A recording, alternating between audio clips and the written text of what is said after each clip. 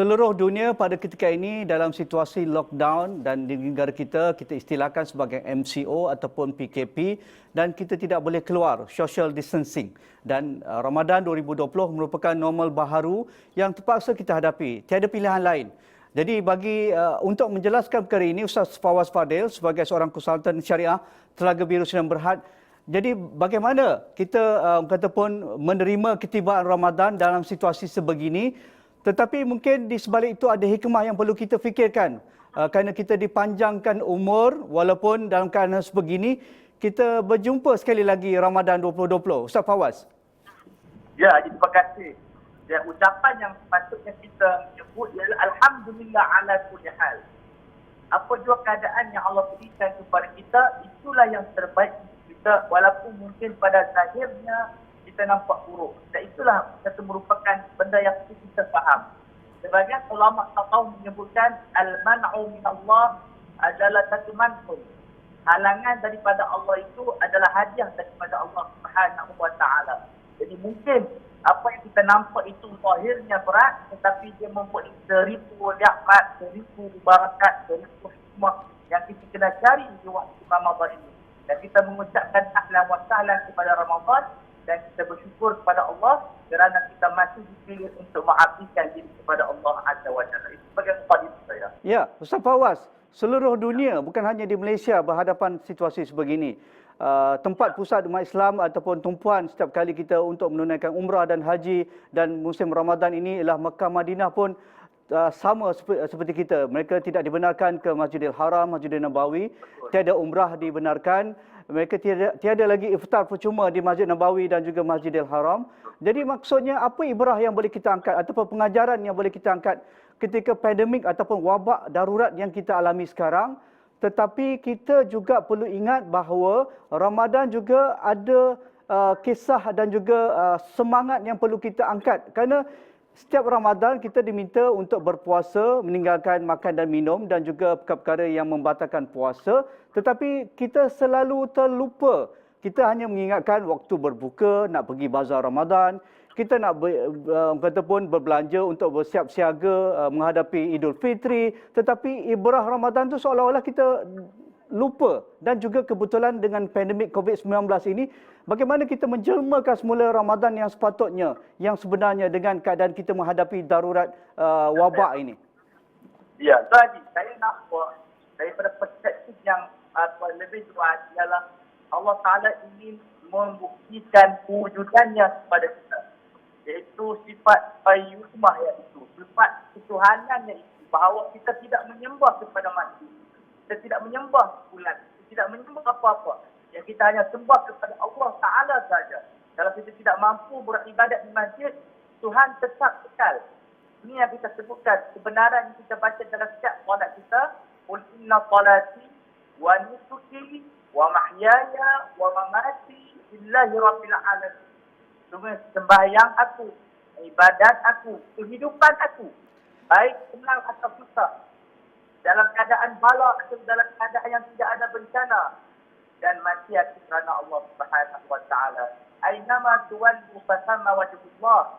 Di mana kamu menghadap, kamu ada Allah. Ketika mana kita kehilangan kiblat, tidak tahu menghadap kiblat, di mana-mana kita alih pun di situ ada Allah Subhanahu wa taala. Maka ini yang akan menjadikan kita lebih kenal Allah Subhanahu wa taala. Kita lebih kenal hakikat ubudiyah yang mana kalau hilang segala-galanya, Allah itu kekal.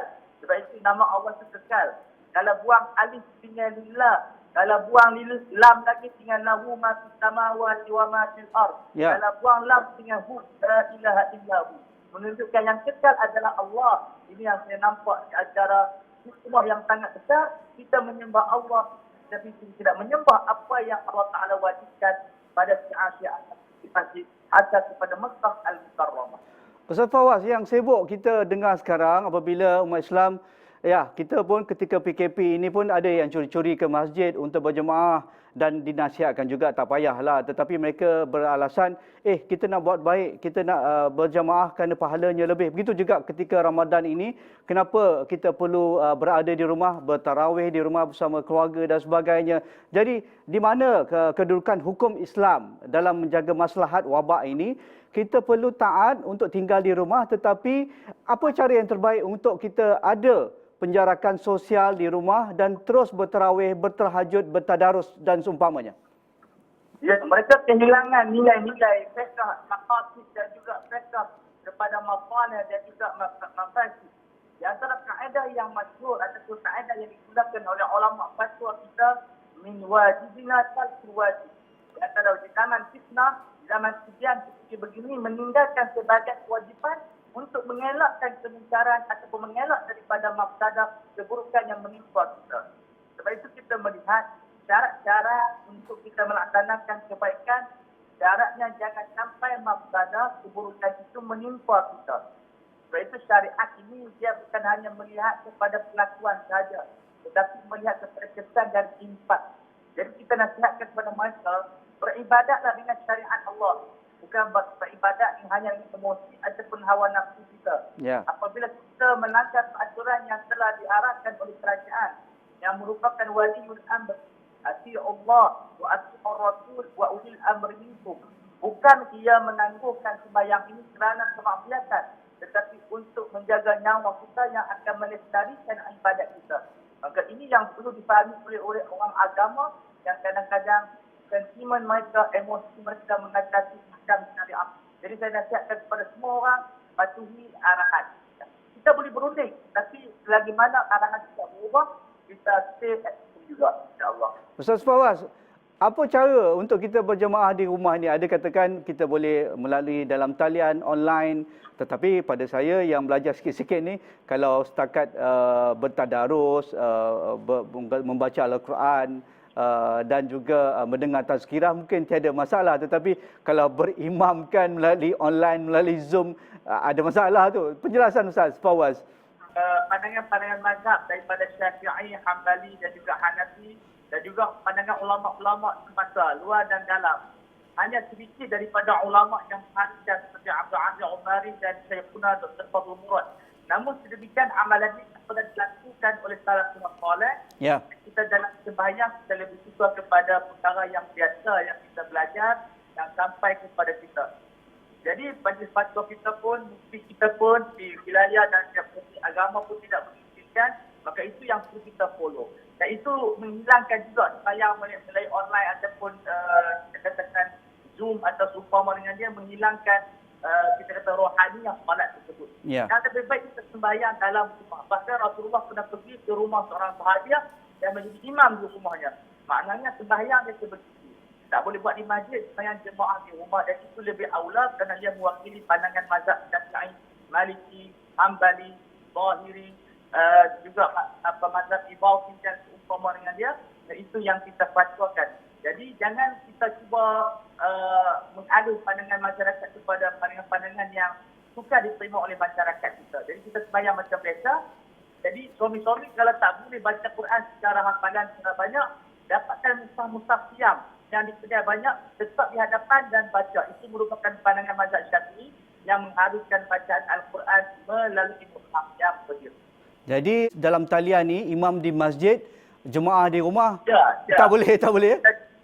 Ya, dia buat, dia tidak sah dan tidak valid kerana tidak menepati syarat dia yang telah dibahaskan dalam rukun berjemaah. Adakah sama perkara yang berkaitan dengan akad zakat, Ustaz? Penjelasan Ustaz. Untuk zakat fitrah, zakat pendapatan dan sebagainya. Ya, ibadat sembahyang dinamakan oleh ulama ibadat badaniyah maksud. Ibadat anggota badan pure, 100% badan, tak melibatkan harta. Adapun zakat, kahwin, mereka mempunyai mizan yang lain. Okey. Zakat disamakan sebagai ibadat maliyah, ibadat yang bersifat kita katakan berorientasikan kewangan, yang diharuskan secara perwakilan, yang diharuskan secara online, kerana telah mencapai matlamat mengenyangkan dan mengayahkan fuqara.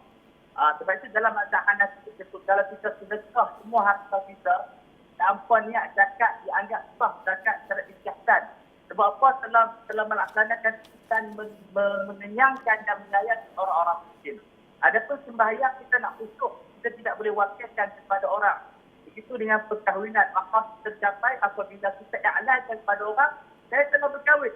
dan lagi online kan seumpama dengan dia. Seperti mazhab Maliki menyatakan kahwin kahwin dengan saksi pun belum sah, sehingga mana kalau kita iklankan kepada orang.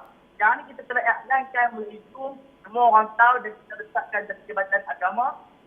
Benda itu telah mencapai matlamat mengikut mazhab Maliki dan sebagai mazhab yang lain.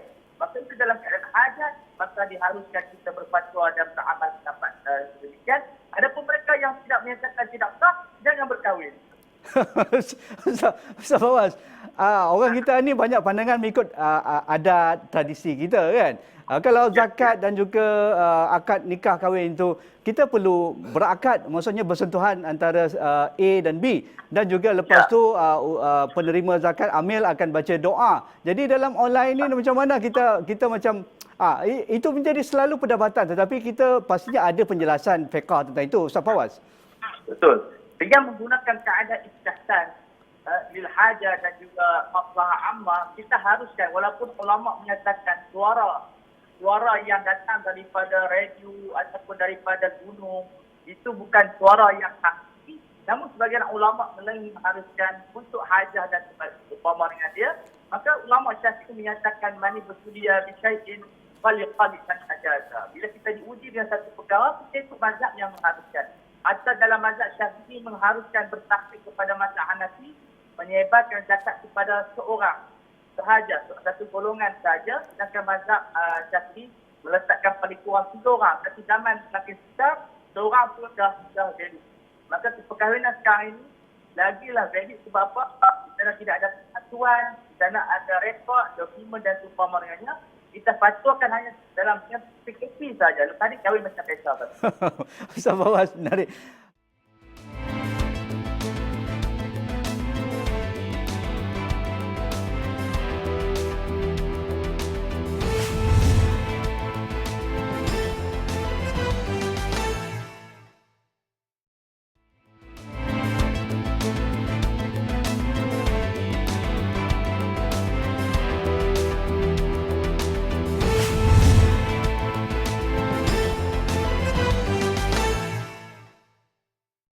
Berkaitan dengan berpuasa bagi petugas barisan hadapan pesakit COVID-19 yang sedang menerima rawatan di hospital.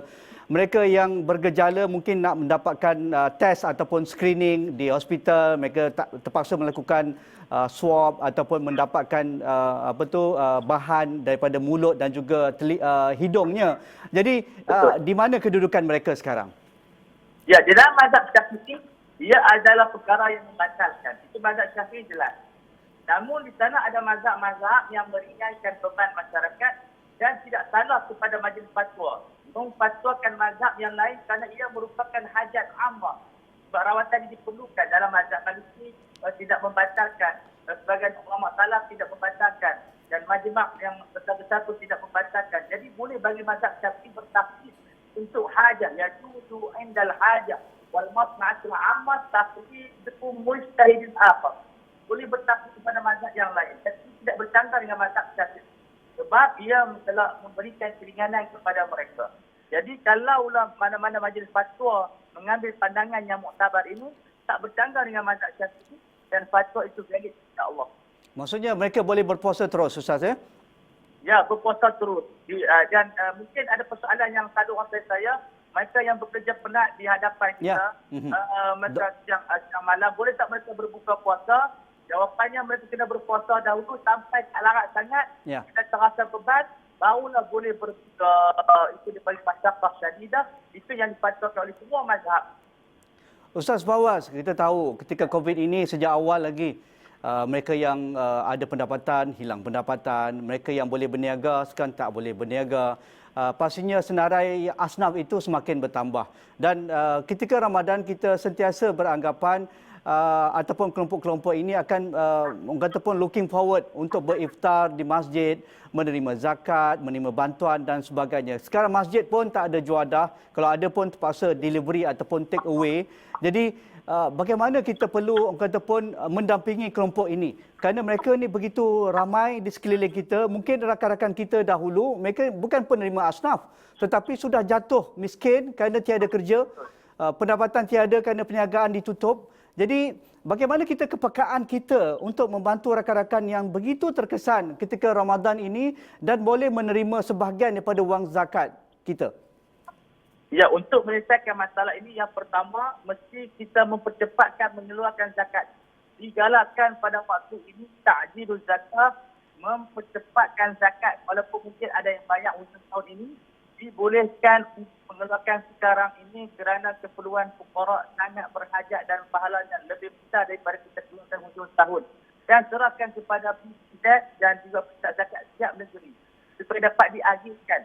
Contoh di Negeri Kedah, berkala kekurangan wang zakat untuk diberikan kepada fuqara. Jadi orang Kedah boleh keluarkan zakat dengan cepat supaya dapat membantu Islam. Dan perlu diseragamkan edaran-edaran zakat ini, distribusi zakat ini supaya tidak berlaku pencanggahan maklumat di sana ada salah faham terhadap pusat zakat tidak memberi. Itu perlu diselaraskan supaya tidak ada di sana pengambilan kesempatan dan seumpama manusia. Sebab itu kita keluarkan pandangan hukum syar'i supaya diberikan kepada PPZ secara umumnya untuk mereka menyebarkan lebih tersusun dan tidak ada konflik di sana. Dan disunatkan pada waktu ini penyelenggaraan zakat sangat dituntut oleh masyarakat kita, insya-Allah. Ustaz Fawaz, bagaimana pula bagi kita yang mungkin tidak mahu menunggu, ada rakan-rakan kita yang bergerak dalam NGO ataupun secara individu ataupun kumpulan kecil, mereka tahu penerima yang begitu terdesak tetapi kita tidak melalui pusat zakat. Jadi bagaimana kedudukan ataupun bagi individu yang ingin menyegerakan bantuan, sama ada mereka berniat berbentuk sedekah, berbentuk infak, tetapi boleh dikategorikan sebagai zakat ataupun seumpamanya, Ustaz Fawaz? Dia boleh dikategorikan zakat dan juga sedekah. Cuma afdalnya biarlah dia berurusan dengan PPZ supaya ada di sana tidak ada konflik. Ya. Dan seumpama dengan. Tapi wang sedekah sumbangan tidak ada masalah diberikan tanpa PPZ dan seumpama dengan dia. Cuma saya nasihatkan jangan timbulkan apa-apa konflik. Ya. Dan jangan terlampau mengambil gambar seporok di zaman sekarang ni. Ya. Biarkan kita buat kerja secara ikhlas dan berikan tanpa kita membuat promotion. Sebab dia akan melukakan hati seseorang dan juga menimbulkan rasa tidak puas hati daripada seseorang. So kita jangan menjadi orang yang membuka ruang orang kata kepada kita. Jadi ini di antara nasihat-nasihat daripada organisasi ataupun NGO, lakukan sedekah, cukup hantar kepada penyimpan tanpa terlampau meletakkan di tempat-tempat media sosial yang akan menimbulkan rasa tak puas hati kepada pihak dan mungkin suuzon daripada pihak yang lain. Jadi kita elakkan daripada perkara-perkara tersebut. Maksudnya kita patut bekerjasama, menyelaras, Ustaz, lebih berkoordinasi kerana tidak semua orang kata pun NGO boleh lakukan, tidak semua pihak kerajaan boleh lakukan, tidak semua PPZ boleh lakukan, masing-masing ada kekuatan, ada kelemahan. Jadi kita boleh bekerjasama, mengkoordinasi dikala rakyat dan juga kelompok ini begitu terkesan. Okey Ustaz, antara bantuan untuk rakan-rakan kita di dalam negara, tetapi kalau kita imbas sedikit, rakyat kita begitu generous ataupun begitu dermawan ketika waktu senang kita boleh menderma ke Palestin lah, ke Syria lah, ke Rohingya lah, ke Yaman. Tetapi kita tahu di keliling kita masih ramai memerlukan. Jadi di mana keutamaan kita? Sedangkan kita tahu rakan kita di Palestin mahukan iftar, mahukan sahur. Bagaimana Ustaz? Ini konflik juga. Ya, tidak ada konflik di sana kalau kita pandai membahagikan. Jadi kita yang ada wang banyak, kita allocate sebahagiannya di Malaysia dan sebahagiannya di Palestin kerana umat Islam umat yang satu. Ya. So, dalam keadaan sedemikian, jangan putuskan bantuan kita kepada Syria, bantuan kita kepada Palestin, kepada Yaman. Mereka adalah ikhwah daripada kita. Cuma kita susun, kita dapat buat satu penyusunan yang seimbang agar semua mendapat hak masing-masing. Maka umat Islam terselamat daripada kelaparan dan juga kesepian yang bersifat sia-sia. Ya. Ustaz, Ramadan adalah menjaga nafsu dan kita tahu nafsu kadang-kadang lebih teruk naiknya ketika Ramadan ini, terutamanya nafsu makan. Dan sebab itu hasil tinjauan alam flora dan juga majlis tempatan sampah ataupun lebihan makanan ni lebih bertantan penambahan setiap kali Ramadan berbanding hari biasa. Jadi bagaimana juga kita kali ini COVID-19 ini sekurang-kurangnya ada refleksi. Kita lebih bersederhana kerana kita dah hampir sebulan duduk rumah ni, macam-macam menu jadi pun tak jadi dan sebagainya. Jadi kenapa kita perlu bersederhana dan juga kita tak boleh ke bazar Ramadan, tetapi ada cara lain order online dah. Nampaknya lebih banyak order nanti selepas ini. Jadi pandangan Ustaz Fawaz. Ya, benda ini perlu bergerak. Kita tidak boleh menyekat kita katakan penjualan dan pembelian. Harus bergerak supaya ekonomi kita tidak mengucuk. Betul. Ya, tapi sederhana tetap sederhana. Kita beli apa yang kita perlukan dalam untuk berbuka puasa. Dan saya nasihatkan kepada mereka yang ahli kerajaan, yang ada pendapatan yang tidak ada gangguan, teruskan berbelanja agar orang Islam kita dan masyarakat dapat bergerak, dapat berjual beli. Karena kalau tidak mengeluarkan wang ini, wang tidak bergerak dan akan di sana akan muncul lagi kemiskinan yang kita tidak tahu apa akibatnya. Jadi kita terus berbelanja, kita belanja apa yang patut kita makan, jangan stok belanja, berjimat tapi dengan kita stok belanja kerana ia akan beruntungkan kita katakan sektor perniagaan orang Islam dan umpama dengan dia. Jadi ada online, itu kita beli buah minuman tembikan. Beli tapi jangan banyak sangat. Supaya mereka pun ada wang, kita pun ada wang. Kita beli barang-barang di silang atau di kedai, maka ekonomi kita insya-Allah akan pulih dengan cepat insya-Allah. Itu nasihat saya. Bagi di rumah Ustaz, kita beribadat ni macam-macam dah dalam diary ni. Nak bersahur bersama keluarga, lepas tu berpuasa sepanjang Ramadan itu akan ada tadarusnya, bersolat jemaah dan sebagainya. Lepas tu nak bertarawih bersama keluarga, lepas tu ada tahajud dan sebagainya. Jadi di mana kita perlu mengambil peluang ini kerana kita ada banyak masa di rumah bersama ahli keluarga, ada banyak masa untuk bertadarus ataupun membaca Al-Quran dan beribadat yang lain. Kenapa COVID-19 ini sebenarnya memberi satu ruang yang berbeza kalau kita ambil dari aspek yang positif untuk kita menghayati Ramadan sepenuhnya, Ustaz Fawaz? Ia merupakan penterbiasan daripada ilahi untuk mendidik kita supaya kita tahu bila kita nak keluar, bila kita nak duduk di rumah. Dan Nabi pun bersabda, wala ta'ka baitu, hendaklah rumah kamu itu membahagiakan kamu. Kita sekarang ni tempat yang paling bahagia adalah rumah kita. Dan kita istiqalah dengan zikrullah, dengan banyak bertaubat, dengan baca Al-Quran, supaya inilah tempoh kita seolah-olah duduk dalam bilik ICU yang kita dirawat oleh doktor untuk memulihkan kehidupan kita. Bila keluar daripada hospital, kita mampu bergerak dengan cergas. Begitulah insya-Allah nanti kita keluar daripada COVID-19, kita jadi orang yang bersih, orang yang bertaubat, orang yang dekat dengan Allah dan produktif, tidak lagi curang, tidak lagi menipu, tidak lagi khianat pada sesiapa. Ustaz Fawaz, institusi agama kali ini masjid, pusat zakat dan juga institusi imam dan seumpamanya. Selain kita tidak boleh ke masjid, berinteraksi dengan ahli karya dan sebagainya, mengapa tidak mereka lebih proaktif? Kalau ada kalangan mereka yang miskin, mereka menyediakan masakan di masjid ataupun ada caterer yang menyediakan, mereka boleh menjadi ejen distribusi, mengenal pasti mereka yang kekurangan bekalan makanan, menyediakan bahan mentah untuk memasak ataupun makanan yang sudah masak bagi frontliners kita, para anggota tentera, polis dan juga pegawai kesihatan kita yang bekerja sekarang ini tetapi tak sempat nak beli juadah buka kerana tak ada bazar Ramadan. Mengapa tidak masjid kita lebih berfungsi kali ini, Ustaz Fawaz? Ya, saya mungkin boleh mendapat persetujuan daripada pihak Kementerian Kesihatan dan pihak berkuasa. Sekiranya masjid boleh dibuatkan pusat perkhidmatan. Ya. Itu sangat baik. Jadi tak ada sembahyang semua, di situ tempat penyediaan makan dan minum disediakan untuk golongan-golongan yang bekerja untuk negara. Jadi itu sangat baik. Kalau ada persetujuan, saya adalah orang yang menyokong kuat kalau dijadikan masjid tempat membantu masyarakat komuniti kita. Sebab masjid bukan hanya untuk beribadat, tempat itu dijalankan oleh Rasulullah SAW, termasuklah menangkap pada musuh-musuh musyrikin yang dipenjarakan di masjid.